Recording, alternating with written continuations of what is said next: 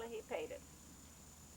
Even though you've always talked about your mother as a really hard worker, you've always talked about her as being a real lady too.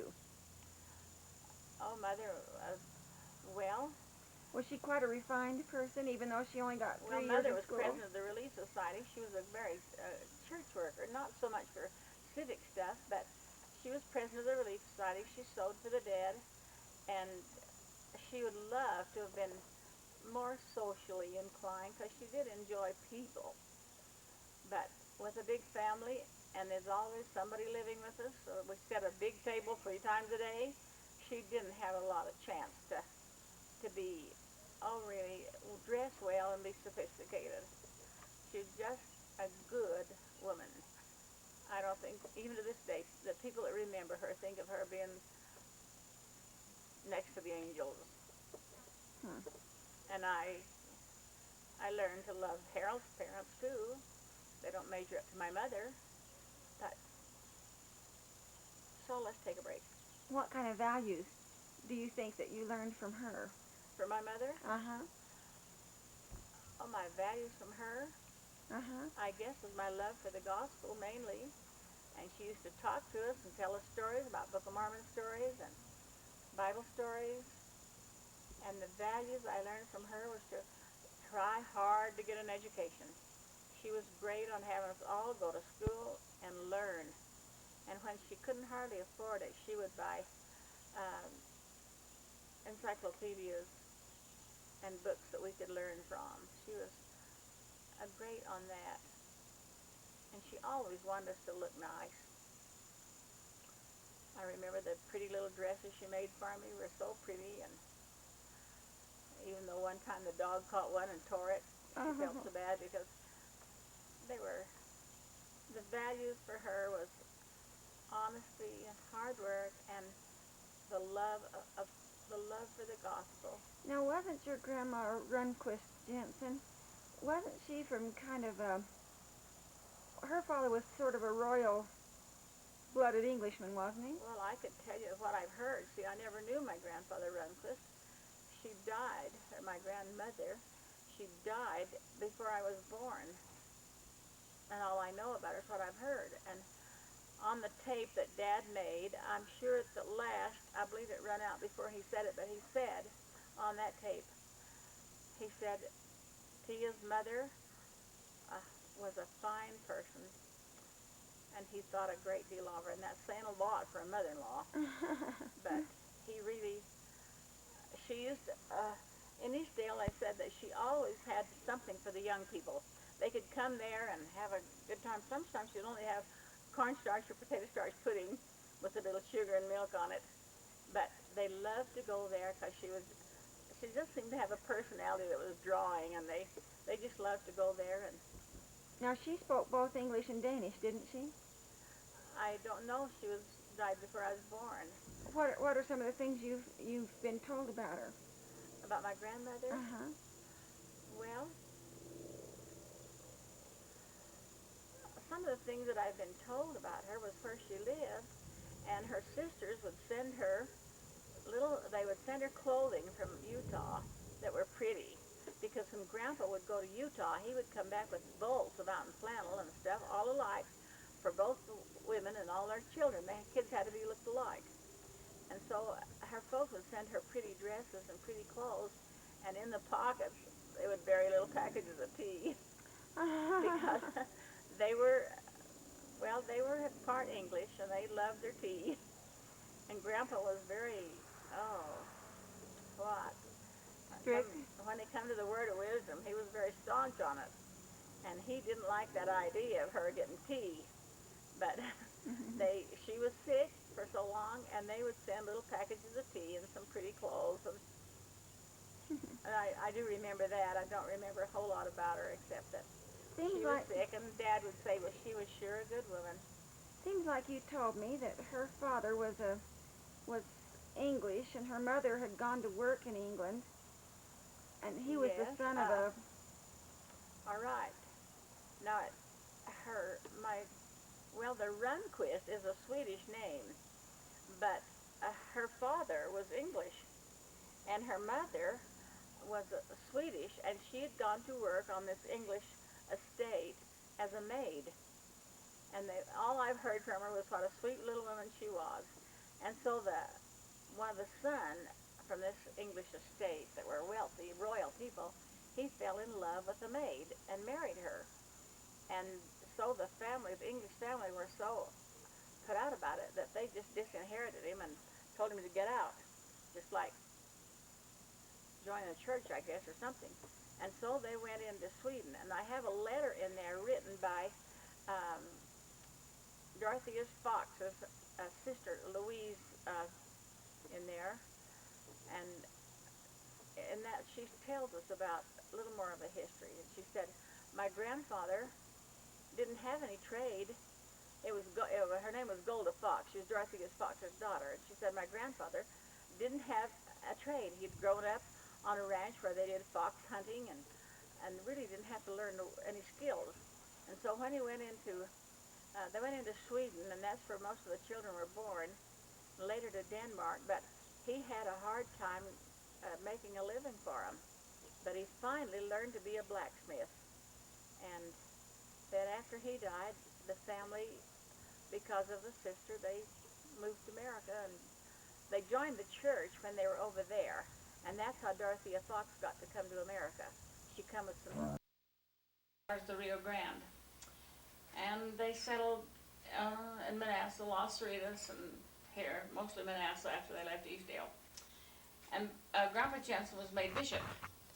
All right, the whole family had dreams of going back to Utah. They didn't like it here. The summers were short, the winters were cold, and they were not happy. They always looked forward to the time when they could go back to the sunny vales in Utah. So the time came when Grandpa Jensen had his family and their few possessions loaded in the wagon, ready to start for Utah. And then Silas Smith, who was a stake president, come and said, Bishop Jensen, you're not going anywhere. We've just asked you to be patriarch of the stake. And he had been bishop in Eastdale, but not bishop in Manassas. So, him being very dedicated to the church, he unloaded the wagon and stayed. So they never got to go back to Utah as a family. A few of them married and went back there to live, but not all of them. And I guess that's all I remember of him. He was quite wealthy. He come in here when land was cheap. Most of it he bought for $1 an acre. And he sold it later at a bigger price, of course. But he was quite generous in a way. He was helping people. He loaned people money that he knew he never would get back, so they could have a house to live in. And he wasn't such a bad guy. But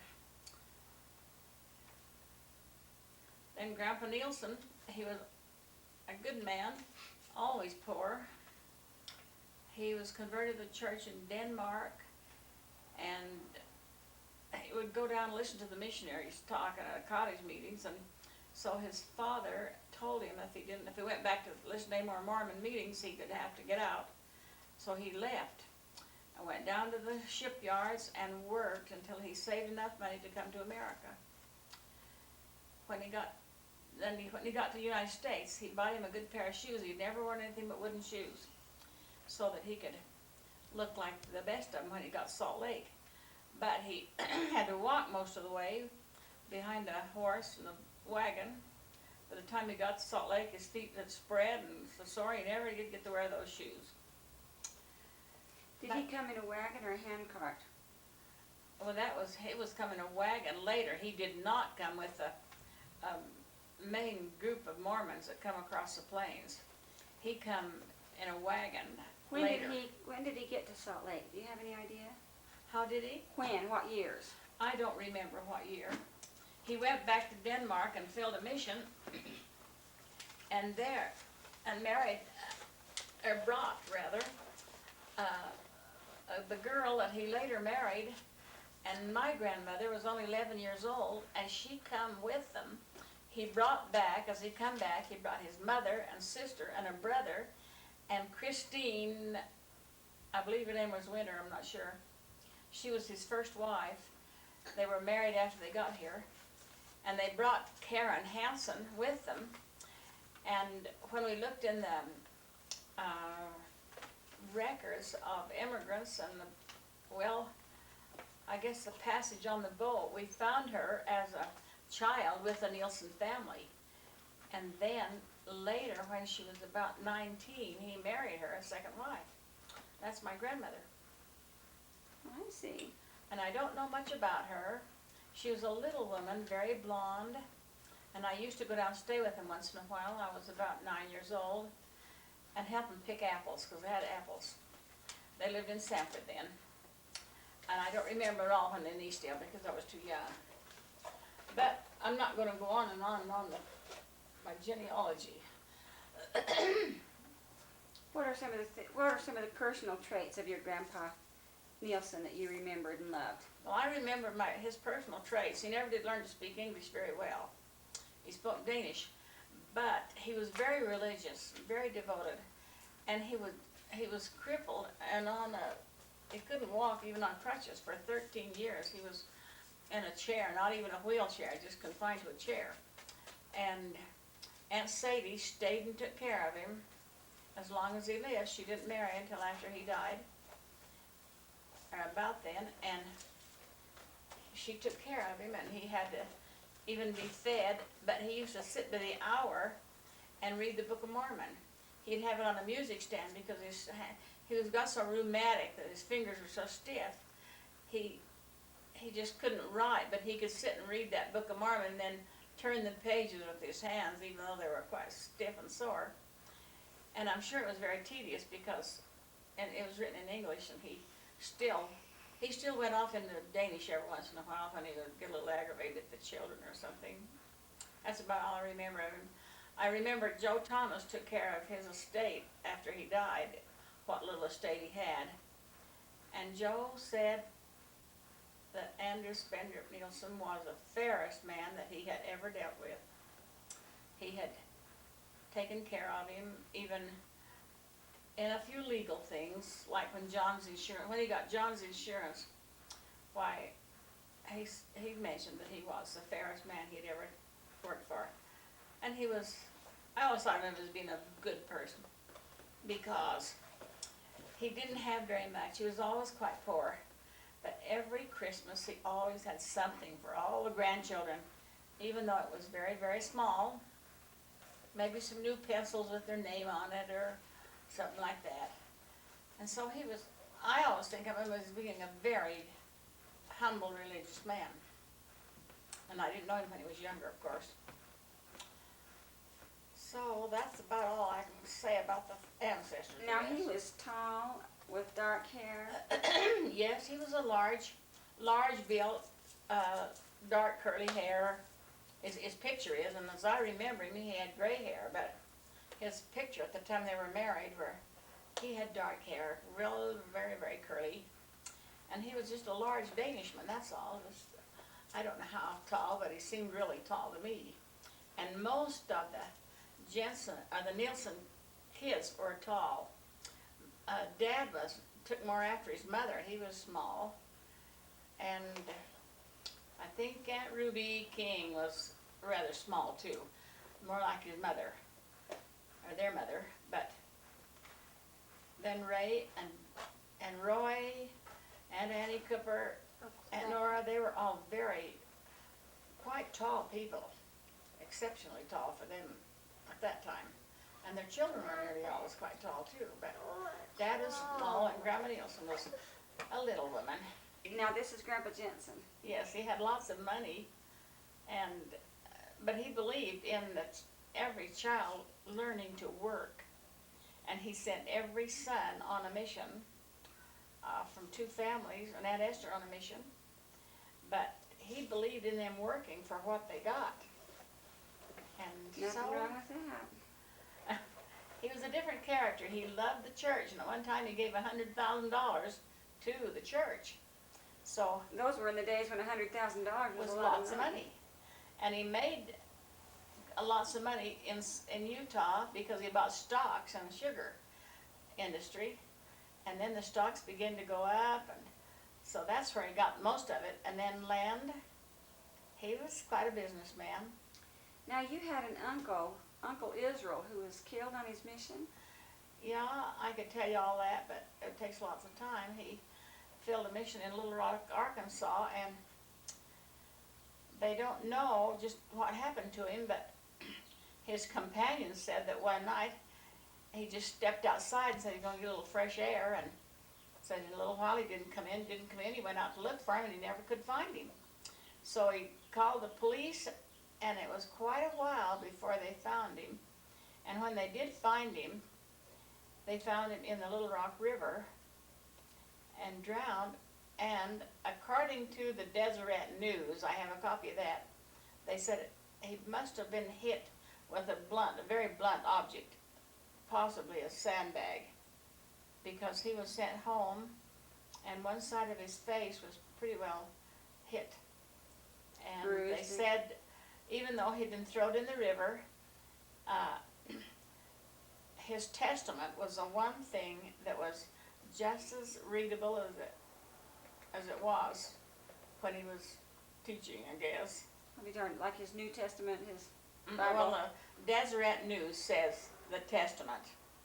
And then at his funeral, why, there were two of the general authorities spoke, and they never, of course, they never did know just what happened to him.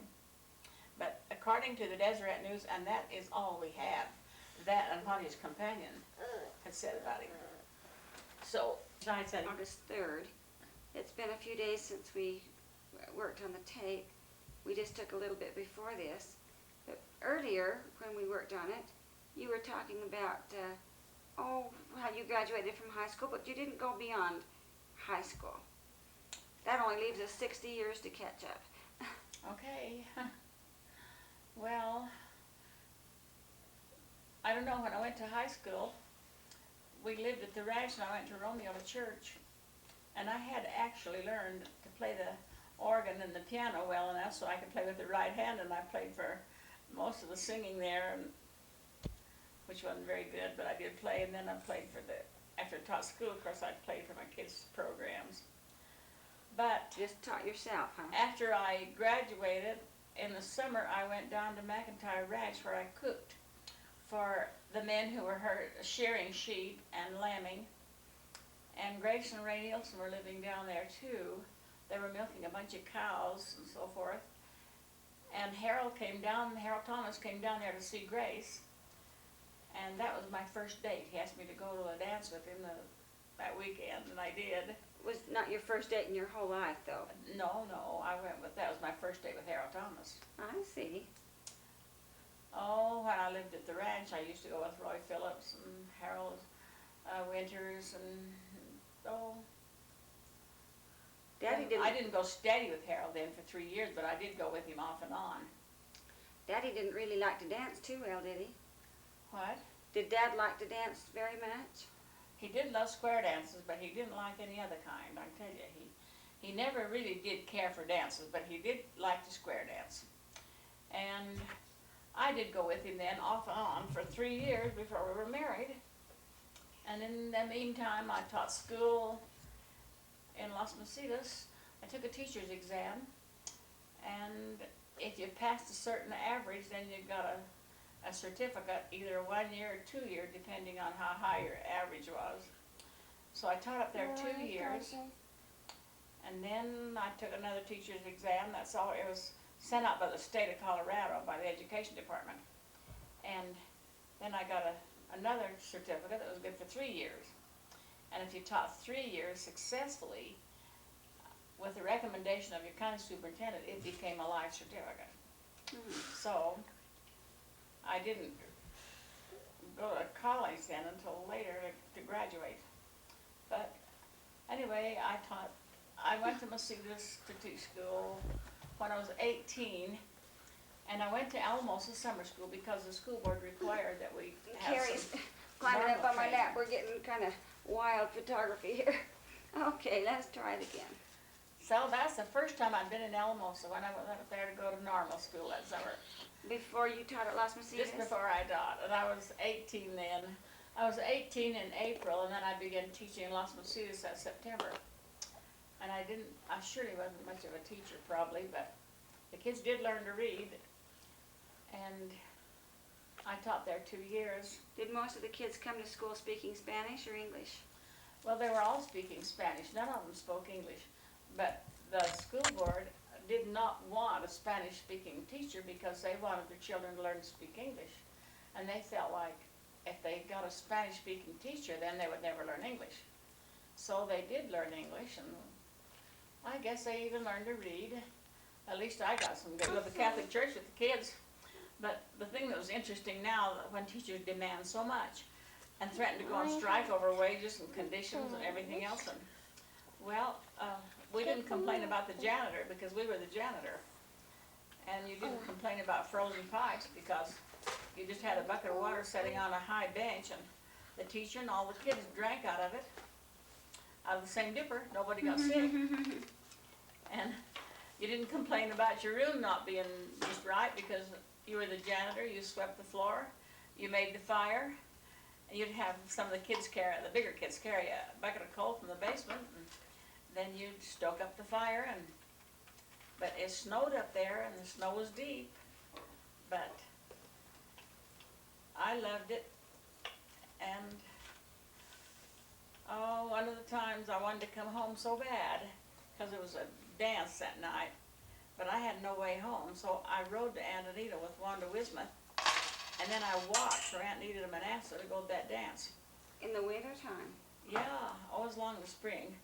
And then when time for the dance was, my leg was so weary that I couldn't even go to the dance. My leg was too tired. I probably went, but That's a 10-mile walk, isn't it? That's about a 10-mile walk. That's right. So I sure did want to go to that dance bed. And then I went, Mr. Soul from Sanford was teaching up there too, and he drove back and forth sometimes, so I knew that he could pick me up the next morning, so he took me back the next morning. But I did have some interesting experiences there. They were, one time along in the spring, we'd heard about the Pentatentes, which is a part of the Catholic Church, and we'd always wanted to see the Pentatentes whip. So Harold Wismuth knew where the Murado was, and some of the hired men had taken him there once, so we went out there long before daylight and sat behind the willows just a little ways from the Murado, and when the Pentatentes come out, why, they were two that were dressed in white pants and bare backs, and they were really beating themselves, and their backs were just blood red, and they had a kind of a chant the other men that was there with them, when they'd march around the cross of beating themselves, and that chant just haunted me for weeks. But every time they'd chant, why, they'd smack their back one way and then smack it the other way, and they really had the blood going. But then about the time they'd gone around the cross, the sun came up good as Good Friday morning. Then they went back into the Murado, and some of the men spotted us and started over there, but boy, we jumped up and we run for the car. So we didn't get in any trouble. But, that was just some of the things that would be interesting to a teenager, that's all, and that's about all I was. And I used to get How old were you then? I used to get pretty homesick, but I stayed all winter, 2 winters. And then I taught in Manassas. Then when I was 20, I got married in June and taught school the next winter. And that was in 1926 I got married. Dale was born 1929 in January. And Leland was born 1930 in September. Where did you live when the kids were born? Well, we lived in Manassas when Dale was born, and all the rest of them were born at the ranch. Did you just teach that 1 year after you were married? Yeah. Did you just teach that first year after you were married? No, I taught 2 years. And then Dale was born. I didn't teach any more at all until, the Depression years there, when, after the Depression, I guess it was, when World War II, they were taking men into the service, and the people would go into the city where they could get better jobs, and then I began teaching again there for a while. And I guess I taught right on then, and just about from then on, except for a year or two I didn't teach. Said I didn't teach after Dale was born until Sharon was about 2 years old. Then I taught steady. I see.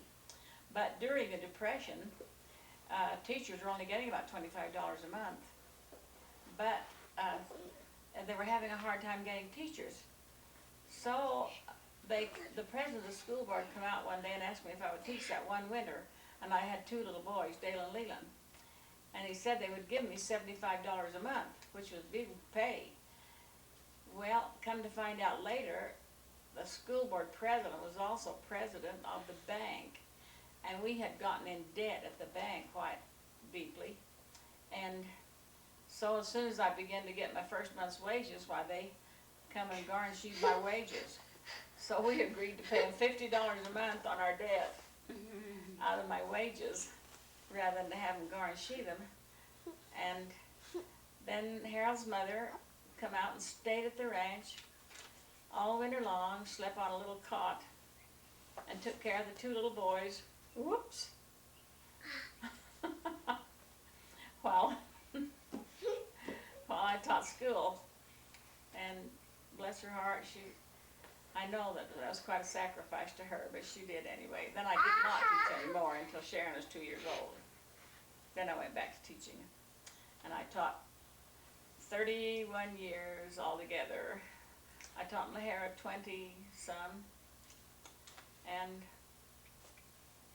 I don't know, I guess that's about it. When you were first married, was Dad basically a farmer? Or? Well, when we were first married, Dad was, your dad was, no, he was digging ditch. He tried teaching school at Capuline, but he didn't like it. So he got a job doing excavation with a drain ditch from Monte Vista clear down to, went almost to Nortonville, I guess. And he worked on that for a couple of summers and early in the spring.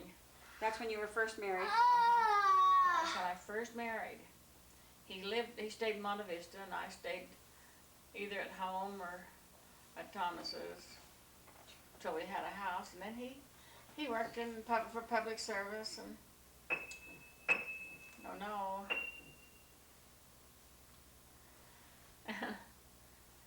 then he started working for Jim Reed on a drag line, and he worked on that drag line then until he finally decided to go in with Jim Reed and get one of their own. And then it wasn't very long until he bought Jim out and he owned it himself. So he did have cows and sheep and stuff at first, didn't he? Oh yes, he just didn't live on the drag line. We bought 40 acres, and we never got it paid because it was during the Depression. But he had always had sheep and a few cows, mostly milk cows, but sheep was his thing. That's what he enjoyed working with. And then he farmed some, but while he was digging ditch, Dale and Leland usually took care of the farm after it was planted, and they would do the irrigating.